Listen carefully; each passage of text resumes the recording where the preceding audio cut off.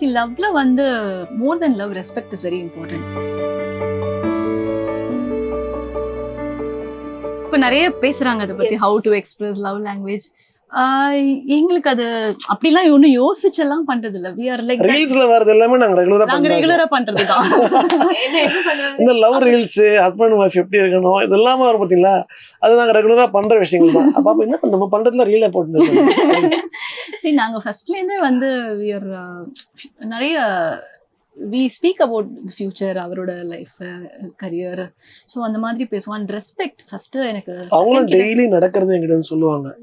அவங்க காலேஜில் நடக்கிறது டெய்லி இது நடந்துச்சு, இவங்க வந்தாங்க இது பேசினாங்க, நான் இதை பண்ணேன், நானும் அதே செஞ்சுன்னு அதை மாற்றி மாற்றி செய்வேன். அது ரெகுலராக இருக்கணும்னு நினைக்கிறேன். 2 hours கால் பண்ணலன்னா இங்கேருந்து கால் வந்துடும், நான் தான் உங்க ஹஸ்பண்ட் அப்படின்னு சொல்லி எக்ஸ்கியூஸ் மீ. ஸோ அந்த மாதிரி we keep in contact. அதே மாதிரி நிறைய பேசுவோம், we discuss.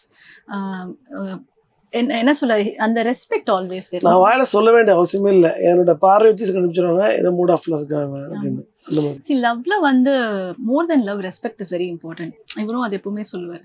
ஸோ நான் ஃபர்ஸ்ட் சத்யன் கிட்ட பார்த்ததும் அந்த ரெஸ்பெக்ட் தான். இப்போ வரைக்கும் he has that. Height of respect தான் லவ்.